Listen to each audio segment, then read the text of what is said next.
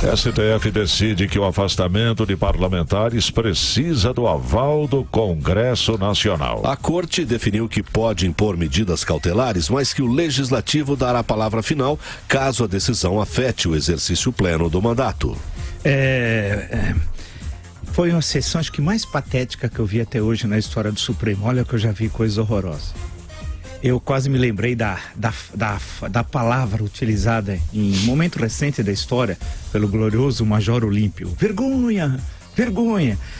É inacreditável. Não só, primeiro eles decidiram, ou seja, o STF submeteu à vontade do Senado Federal, não da Constituição, isso é secundário. Segundo, o que eles falam não é possível. O Dias Toffoli falou que ia resumir o voto, ele falou mais de 2 horas. Chegou no final, aí foi uma coisa patética. Eu tive vergonha de viver no Brasil, de ser brasileiro e de ter um Supremo. Tava 5-5. 5-5. Aí foi votar presidente. Ela começou a falar, eu achei que o voto seria um. No meio, achei que seria outro. Indo pro final, achei que seria outro. E no final foi outro. É inacreditável. Ela fez um voto que ninguém entendeu. Ela estava tão nervosa, fez um voto que ninguém entendeu. Aí ficou a seguinte questão, mas a senhora então é favorável a essa decisão que acabou sendo adotada? Quer dizer, que precisa do aval da Casa Legislativa? Ela falou sim, mas eu sou a favor de parte do voto do ministro Edson Fachin.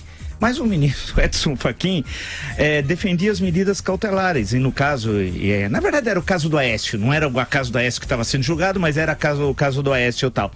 Aí o ministro Fachin falou, mas a senhora não pode concordar com o meu voto? Porque o meu voto eu perdi. O meu voto diz que não há suspensão no mandato, não há prisão, é um recolhimento e é um afastamento. Explicou para ela. E ela não entendia. Eu assistindo, eu falei, não é possível. Aí outras pessoas que estavam iam mandando coisas, falaram assim, mas o que aconteceu? Saiu o Supremo.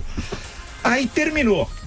Ela falou, então eu voto essa posição que saiu, que precisa da avaliação da Casa Legislativa, etc. tal. Aí vamos proclamar o voto. E na hora de proclamar, não conseguiu proclamar o voto. Ninguém entendeu. Virou uma confusão generalizada. E 3 ministros se ausentaram nesse momento, lá não estavam. Luiz Roberto Barroso, Dias Toffoli e Gilmar Mendes. Gilmar Mendes, de hábito, ele fala e vai embora, né? É incrível.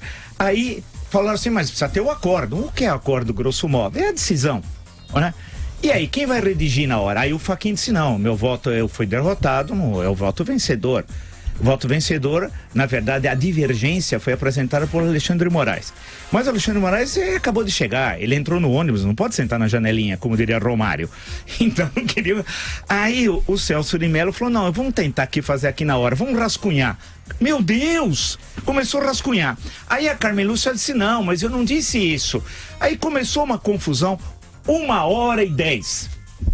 1h10 para fazer um rascunho e entregar como decisão. Sessão vergonhosa. Em síntese, o Supremo Tribunal Federal acolheu a tese de que mesmo nas medidas cautelares, o Senado tem que ser ouvido quando uma delas atinge o senador, ou a Câmara tem que ser ouvida quando uma dessas medidas cautelares atinge um deputado federal. Eu também acompanhei toda a sessão ontem do Supremo Tribunal Federal. De repente que elogio as citações doutrinárias, até Pontes de Miranda foi citado ontem. Pontes de Miranda foi um dos maiores juristas do Brasil. Seu Tratado de Direito Privado tem 40 volumes. Eu possuo essa coleção. E assisti um simpósio dado por Pontes de Miranda na Faculdade de Direito de São Paulo sobre a classificação dos fatos jurídicos. Vi também uma citação a Rodrigo Capês, que é assessor de Dias Toffoli, um grande juiz que acaba de lançar um livro sobre medidas cautelares. Na sexta-feira passada, a assessora de imprensa do Supremo me trouxe esse livro, inclusive autografado por Sua Excelência, de modo que eu, como sou da área, acompanhei toda essa decisão. E era o que eu apresentava aqui para os ouvintes da manhã da Jovem Pan. A questão fundamental vamos falar, o cerne da questão era o seguinte: a Constituição diz que